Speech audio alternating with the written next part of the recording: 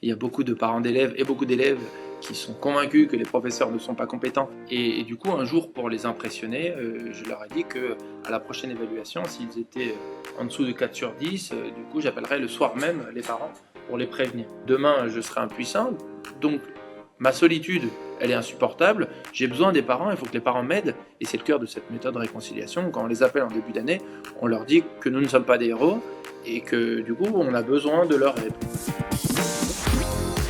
Bonjour et bienvenue dans cette vidéo qui donne aux parents les clés pour naviguer le monde de l'éducation. On se pose tous les mêmes questions. Comment aider nos enfants à être motivés? Comment les accompagner dans leurs devoirs alors qu'on n'y comprend rien? L'idée, c'est de vous apporter des astuces concrètes, des conseils grâce à des enseignants engagés. Aujourd'hui, on parle d'un sujet qui nous concerne tous en tant que parents, la réussite de nos enfants. Selon un dernier sondage Ipsos, c'est à peu près 92% des parents qui pensent que parents et écoles devraient coopérer étroitement pour l'éducation de leurs enfants. Mon invité du jour, c'est Jérémy Fontagneux, professeur de SES et créateur de la méthode Réconciliation. Après une mise en place en 2012, Jérémy s'est peu à peu associé à d'autres profs de son lycée à Drancy pour atteindre en fait 100% de réussite au bac. Et aujourd'hui, c'est plus de 500 enseignants qui ont rejoint ce mouvement et cette approche pédagogique. Donc, dans cet épisode, on va vous montrer comment il donne aux parents le pouvoir d'agir et comment l'enseignant devient finalement un chef d'orchestre plutôt qu'un super héros. Jérémy, bonjour. Merci d'avoir accepté Bonjour. d'être là. Bonjour. Toi, tu dis, tu es arrivé à l'enseignement un peu par accident, mais quand même avec un choix très clair d'aller enseigner en banlieue. Et j'aimerais commencer cette interview avec toi par l'extrait d'une chanson que tu apprécies, je crois, qui est celle de Kerry James qui s'appelle L'Impasse. Si je te lis un petit extrait, Dis-moi à quoi ça sert de faire des études. Ça sert à construire un avenir, nourrir l'espoir qu'on peut peut-être obtenir, ce que nos parents n'ont pas pu avoir. Bene. Alors qu'est-ce que cette chanson, elle évoque pour toi? Ça sert à quoi de faire des études finalement? Je pense que y a toute une partie du rap français qui met très bien les mots sur des choses que beaucoup d'habitants des quartiers populaires notamment vivent. Et cette chanson date un petit peu, puisqu'elle a 15 ans, mais elle me semble assez juste dans la description de l'état d'esprit qu'ont beaucoup de nos élèves. Alors moi je suis en lycée à Drancy, en Seine-Saint-Denis, mais aujourd'hui en tant que porte-parole du collectif Réconciliation, celui-ci regroupe près de 500 professeurs, dont plein sont en quartier populaire et plein dans d'autres zones, en collège et en école primaire. Et il y a beaucoup d'élèves qui ont le sentiment que l'école c'est pas forcément utile ou que ça fait pas forcément sens. Et ça, plus le manque de confiance en eux, plus la flemme, la peur du regard des autres, et le rêve un peu secret de réussir ou de gagner de l'argent sans trop travailler, explique que finalement le constat que moi j'avais et que beaucoup de profs ont aujourd'hui, c'est que les élèves sont très passifs en fait. Ils font pas beaucoup d'efforts et ils ont du mal à se motiver pour s'investir dans leur scolarité. Ouais, tu disais, j'avais l'impression parfois de plus vouloir la réussite de mes élèves qu'eux-mêmes. Et tu as fini par, sur un coup de bluff, dire je vais appeler vos parents si vous avez moins de 4, il y a trop de potentiel gâché. Et puis finalement, de ce coup de bluff, t'en as fait une méthode. Est-ce que tu peux nous raconter un petit peu voilà, comment ça s'est fait ce déclic et comment t'es passé d'un coup de bluff à une méthode? Oui, en fait, à l'origine, c'était un coup de bluff, c'est-à-dire que les élèves étaient à peu près sérieux en classe, mais l'un des gros soucis qu'on a au lycée, c'est le manque de révision. Et du coup, un jour, pour les impressionner, je leur ai dit que à la prochaine évaluation, s'ils étaient en dessous de 4 sur 10, du coup, j'appellerais le soir même les parents pour les prévenir. Et, et je n'imaginais pas du tout faire ça, c'était juste pour les impressionner. C'était vraiment un coup de bluff qui n'a pas marché puisque les élèves n'ont pas fait les révisions nécessaires. Et du coup, j'ai été un petit peu obligé de mettre à exécution ma menace, faute de quoi j'aurais perdu le peu d'autorité que j'avais encore.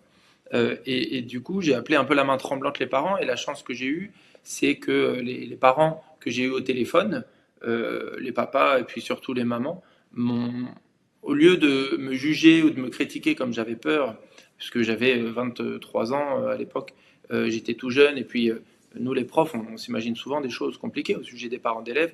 en formation, on ne nous a jamais dit que les parents d'élèves pouvaient nous aider. On a même plutôt tendance un petit peu à les tenir à distance. Il ne faut jamais les appeler avec son numéro, toujours en masqué. Enfin, il y a beaucoup de craintes, en partie fondées et en partie pas fondées. Mais toujours est-il que quand je l'ai fait, j'avais peur d'être mal reçu. Et au contraire, les parents m'ont assuré leur soutien, m'ont dit qu'ils allaient faire le nécessaire, ont surtout confirmé le constat que moi je faisais, c'est-à-dire que ils m'ont dit bah oui, moi aussi je vois à la maison que elle n'ouvre pas son cahier, donc je vous confirme qu'il ne révise pas, qu'elle ne révise pas. Et donc les parents m'ont dit qu'ils allaient faire le nécessaire. Et d'abord seul, puis rejoint par un collègue, David Benoît, on a petit à petit élaboré ce qui est devenu une méthode. Alors, on ne voulait pas créer une méthode à la base, on voulait que les élèves arrêtent de gâcher leur potentiel pour qu'on arrête de se sentir inutile. Mais ça finit par aboutir à cette méthode réconciliation. Et oui, parce que l'école finalement, c'est évidemment pas seulement une histoire, entre élèves et profs, hein. Depuis toujours, il y a un troisième personnage qui est dans la pièce qui sont les parents. Et tu dis très bien que pour s'occuper, d'un élève finalement, il faut aussi s'occuper des parents, en tout cas, les considérer. Et historiquement en France, enfin c'est beaucoup Antoine Prau, l'historien de l'éducation, qui rappelle que, finalement historiquement l'école elle s'est pas complètement construite, avec les parents, mais parfois un peu contre parce que, Oui, voilà, les parents voulaient plutôt que les enfants aillent travailler assez vite pour amener de l'argent au tout à fait. foyer. Et donc l'école républicaine, finalement, qui avait cet idéal de former des citoyens éclairés, patriotes, peut-être un peu disciplinés aussi, elle s'est construite en se méfiant des familles. Et c'est seulement dans Ouais. les années 70-80, finalement, qu'on commence à parler de partenariat école-famille. Donc finalement, c'est assez récent dans l'histoire de cette, enfin de l'école française. Mais c'est comme si il était resté comme ça, un peu dans la culture, dans les implicites, le Une sorte sentiment de qu'ils parlent pas méfiance, la hein. même langue. Ouais, c'est C'est ça. ça. Tu ressens ça aussi, bien sûr. Oui, bien sûr, en fait, encore une fois, à la fois dans la formation, et puis très vite, quand on arrive dans le métier, on se forme vachement au contact des collègues. Donc, on voit que les moments un petit peu symboliques de rencontre parents-prof sont jamais des moments qui ne sont appréciés par les collègues. Le cœur de notre métier, tel qu'on se le représente, nous, en tant qu'enseignants, c'est vraiment la classe. Alors évidemment qu'il y a toute une partie du travail qui se fait en dehors, la préparation des cours, la correction des copies, etc. Mais le cœur de notre métier, c'est dans la classe et dans ce face-à-face qui est très beau et très, avec énormément de potentiel sur le papier, face-à-face entre le prof, la prof et les élèves. Et donc, du coup, les parents sont extérieurs et peuvent être perçus comme une menace aussi, parce qu'il y a des parents qui sont pas commodes, il y a des parents qui remettent parfois en cause les profs, il y a des parents qui croient un peu trop vite ce que leur enfant leur raconte quand leur enfant leur dit que le prof est injuste ou la prof est méchante. Bon, donc pour toutes sortes de raisons, nous ne sommes pas alliés du tout et les parents ne nous aident pas. Et plus loin on s'en tient, et mieux c'est. Donc c'est vrai que cette méthode est un petit peu étrange parce que elle correspond un petit peu à l'inverse de ce qu'on fait habituellement. Et je dis à chaque fois les collègues qui nous rejoignent, je leur dis faites attention parce que la méthode est très contre-intuitive sur plusieurs points. Et aujourd'hui, ce qu'elle est devenue, la méthode réconciliation, c'est deux piliers principaux. Aller chercher les familles très tôt dans l'année, donc on appelle individuellement au téléphone chaque parent d'élève pour se présenter avant même qu'il se soit passé quoi que ce soit. Donc ça prend les parents par surprise et c'est une surprise qui est très positive. En fait, ils sont touchés par ce geste-là. Et surtout, le deuxième pilier qu'on leur annonce dans le coup de téléphone initial, c'est de les tenir au courant tout au long de l'année avec un SMS hebdomadaire. Et c'est vrai que cette annonce-là, cette proposition qu'on fait aux parents est toujours reçue très positivement parce que les familles, en fait, n'attendent que ça d'une certaine manière. Et le fait qu'on ait coupé un peu l'herbe sous le pied et qu'on soit venu à eux de façon sympathique, en quelque sorte, fait que les parents très vite ont un a priori très positif à notre sujet, y compris des parents d'élèves qui par le passé étaient un petit peu la bête noire des collègues et dont certains collègues m'avaient recommandé de me méfier parce que à telle remise des bulletins ou tel rendez-vous, cette maman ou ce papa s'est comporté de manière très irrespectueuse. Bah, ces mêmes parents-là sont surpris positivement et deviennent tout d'un coup des partenaires très, très affables, très gentils. Et tout au long de l'année, ce lien qu'on entretient à travers les SMS fait que les parents vont petit à petit devenir des partenaires extraordinairement efficaces, fiables, et qui du coup pour nous en tant qu'enseignants, donc là je parle à la fois en tant que prof à Drancy et aussi au nom des collègues du collectif, puisqu'encore une fois on est plusieurs centaines maintenant, la majorité profs des écoles et collèges. Mmh. Ça change Oui, je tout suis allée parce que voir sur votre site Réconciliation. Là, j'ai vu plein de témoignages un peu partout en France. Je disais 200, mais tu disais 500. Enfin, ça s'est ouais, beaucoup développé, ça a beaucoup oui, inspiré. petit à Et, petit, et ça fait quelques années. Ouais. ouais, et c'est chouette de voir les témoignages d'autres collègues qui disent à quel point ça leur facilite la vie et finalement le fait de communiquer très tôt fait que tout le monde est gagnant. Oui, Les en fait, ça parents, change tout ils parce sont qu'on n'est plus seul. rassurés. Ouais, c'est ça. Euh, alors, j'ai listé un peu des questions de parents qui sont un peu récurrentes et que tu dois avoir souvent. Euh, je suis curieuse de voir comment tu leur réponds justement. Donc, il y a j'ai peur que mon enfant échoue, je veux pas qu'il fasse comme moi, qu'est-ce que je peux faire quand même pour l'aider? Qu'est-ce que tu réponds à une question comme ça? Moi, c'est parfois ce que des parents nous disent directement ou indirectement au téléphone lors de ce premier appel. Ils disent, comment voulez-vous que je vous aide? Je ne suis pas allé jusqu'au bac dans mes études, ou alors les SES, moi par exemple, j'enseigne une matière dont le nom est incompréhensible, sciences économiques et sociales, qu'il n'y a pas eu au collège, donc que la quasi-totalité des parents ne connaissent pas, que mes élèves de seconde ne connaissent pas au début de l'année. Donc, les parents souvent nous disent je ne vais pas pouvoir l'aider, je ne vais pas pouvoir faire ses devoirs avec elle, je ne vois pas comment je pourrais être utile, et puis j'ai beaucoup de choses à gérer par ailleurs. Ce qui est vrai. À chaque fois, nous, on leur dit, le cœur de la méthode de réconciliation, c'est nous, profs, en maternelle, en élémentaire, en collège ou en lycée, nous sommes compétents, donc on va faire le boulot purement pédagogique, et vous pouvez nous faire confiance. Ce qui est aussi une manière de dire aux parents d'élèves, ne vous mêlez pas du pédagogique parce que c'est notre affaire. C'est aussi une manière de mettre les parents à distance parce que parfois, les parents sont un peu envahissants. Donc, du coup, ça, on s'en occupe, vous inquiétez pas, on gère et s'il vous plaît, faites-nous confiance. Nous, on vous donne des informations chaque semaine sur le travail en classe, les notes, les prochaines évaluations, le cap en quelque sorte. Est-ce que vous, à la maison, vous pouvez tenir le même discours? En fait, confirmer à la maison ce que nous, on dit à l'école. C'est-à-dire Hmm. aligner nos discours. En fait, les parents d'élèves, pour être efficaces, entre guillemets, pour aider leurs enfants et pour aider les professeurs à aider leurs enfants, ils n'ont pas forcément besoin de s'investir outre mesure. Il y a parfois des parents qui s'investissent trop. Ce qu'il faut, c'est être sur le même discours que les professeurs, avoir le même discours en tant qu'adulte, parce que tout parent sait que quand les deux parents ne tiennent pas le même discours, les enfants en profitent, entre guillemets, et font parfois des Bien choses qu'ils sûr. regrettent. Donc, du coup, c'est un petit peu la même chose finalement. Il n'y a pas besoin forcément. Ce n'est pas grave si vous n'avez pas fait d'études longues, ce n'est pas grave si vous ne vous sentez pas légitime, c'est pas grave si vous ne vous sentez pas compétent. Les profs le sont. Hmm. Et il faut peut-être en être un peu plus convaincu. Il y a beaucoup de parents d'élèves et beaucoup d'élèves qui sont convaincus que les professeurs ne sont pas compétents. Et c'est ce qui rend, nous, notre travail difficile. On a l'impression de devoir se justifier, de devoir se battre presque, comme tu le disais au début de l'interview, contre les élèves, pour eux. Donc c'est un peu fou parfois.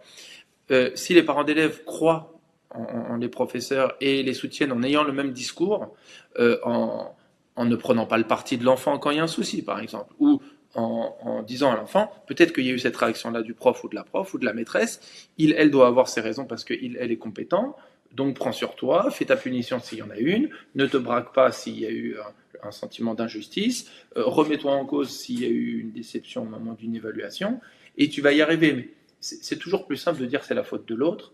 Et c'est vrai qu'avec cette méthode de réconciliation, les parents très vite nous disent, vous pouvez compter sur nous, on dira jamais c'est la faute du prof parce que on est touché par le fait que vous nous appeliez aussitôt et que vous vouliez bien nous tenir au courant avec des SMS. Mmh.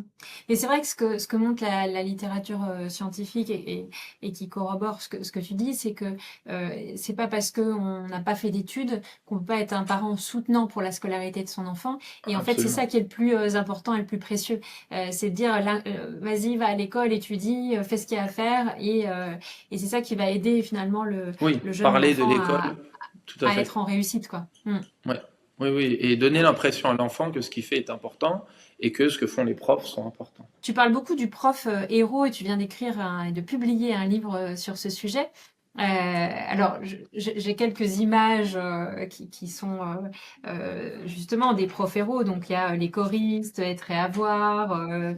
On a du cobu, on a entre les murs, on a le plus beau métier du monde. On a quoi? Le cercle des poètes disparus. Donc, tout ça, ça a Ouais. construit un imaginaire. Et toi, tu dis finalement cet imaginaire du prof tout puissant, ça empêche finalement un peu cette alliance finalement avec les parents. Et donc, plutôt que du prof super-héros, toi, tu le vois plus comme un chef d'orchestre. C'est ça? Est-ce que tu peux nous en Oui, dire un petit peu plus? oui, en fait, c'est vrai que la méthode de réconciliation, du coup, se base sur une conception, sur une vision du prof et sur une vision plus généralement du travail pédagogique ou de l'enseignement, qui est complètement aux antipodes de ce mythe-là du prof héros.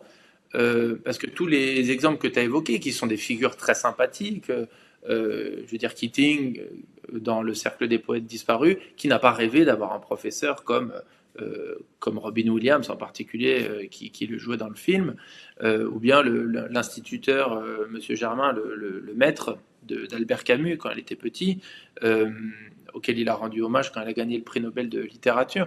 Donc c'est une très belle image, et je pense que nous tous, profs, moi le premier, on a rêvé toujours secrètement d'être aussi fort ou aussi beau que ce prof-là un peu mythique. C'est souvent des figures masculines d'ailleurs. Bon.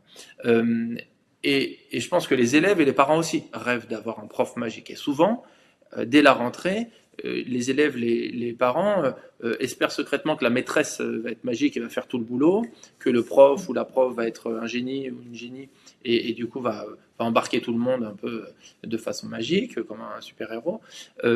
Et du coup, il me semble qu'il y a plusieurs problèmes que pose ce mythe-là. Tout d'abord, la solitude, c'est-à-dire que les héros sauvent les autres et le monde de manière solitaire, puisque ce sont des héros, donc ils n'ont besoin de l'aide de personne, alors que c'est vrai que nous, on n'y arrive pas, quoi, de façon solitaire.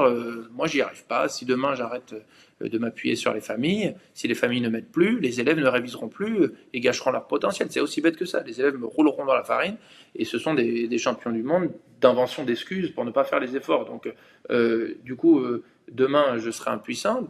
Donc, ma solitude, elle est insupportable. J'ai besoin des parents, il faut que les parents m'aident. Et c'est le cœur de cette méthode de réconciliation. Quand on les appelle en début d'année, on leur dit que nous ne sommes pas des héros et que du coup, on a besoin de leur aide, quoi. Et donc, il me semble que c'est le premier gros problème de ce mythe-là. Et puis, il y en a d'autres. Par exemple, quand on y pense, dans le mythe du prof héros, il y a toujours un peu cette belle idée que le prof ou la prof ne compterait pas ses heures, serait investi à l'école, en dehors de l'école, à la maison, pendant les vacances. Donc il n'y a plus du tout de frontière entre la vie professionnelle et la vie privée. Donc c'est complètement toxique parce que ça mène à l'épuisement qui aujourd'hui affecte beaucoup de professeurs. L'institution compte un peu là-dessus, de façon cynique, en disant on va payer les profs des cacahuètes, en particulier les profs des écoles.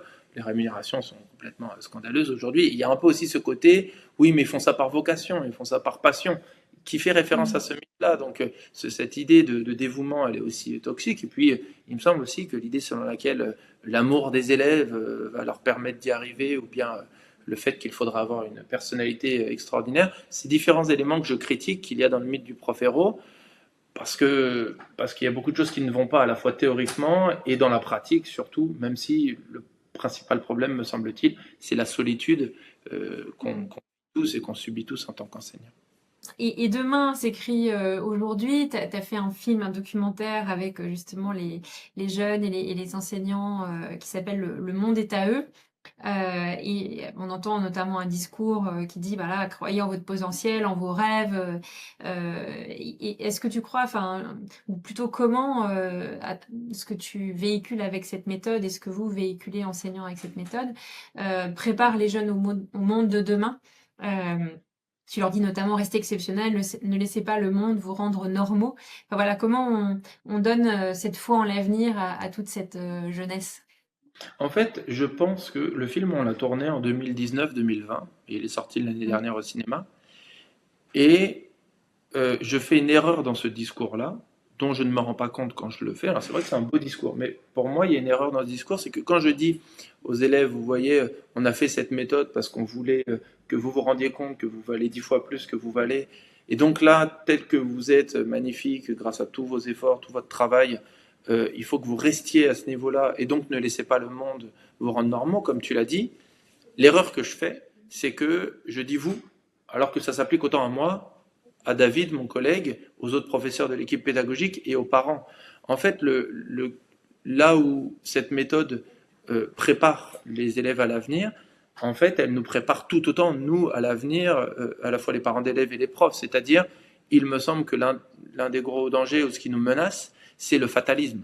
Il y a tellement de choses qui ne vont pas dans notre existence, il y a tellement de choses qui ne vont pas dans notre pays, il y a tellement de choses qui ne vont pas dans l'éducation nationale, en particulier pour nous, enseignants, enfin l'environnement dans lequel l'environnement professionnel, je veux dire, hein, est complètement toxique, les politiques éducatives sont catastrophiques, la gestion des ressources humaines, gestion des ressources inhumaines, enfin il n'y a rien qui va.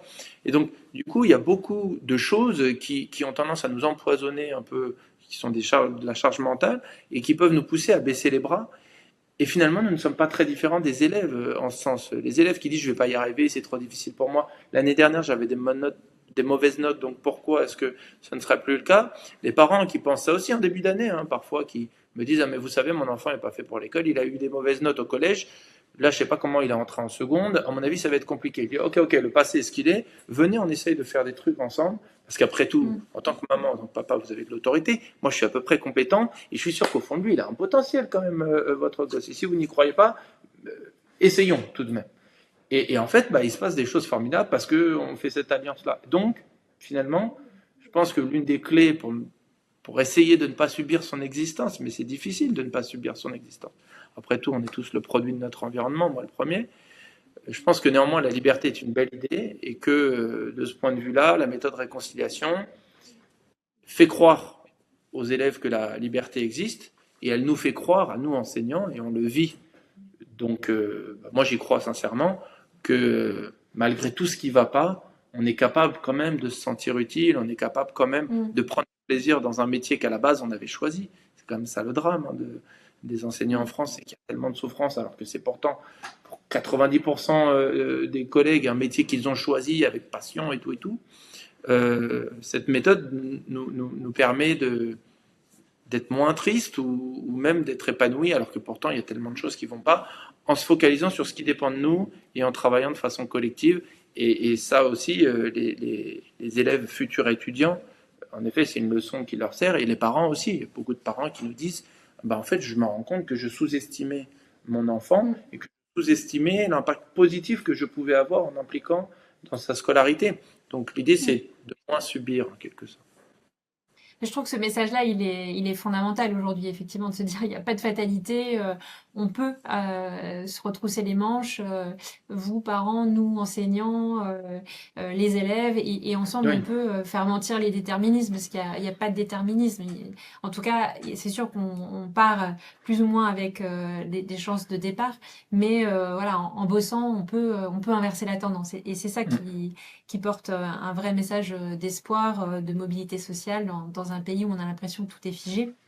On est bientôt à la fin de cette émission, donc j'ai quelques petites questions de fin, un peu tac au tac, si tu es partant. Donc question courte, réponse courte. Si tu étais une phrase d'un bulletin scolaire.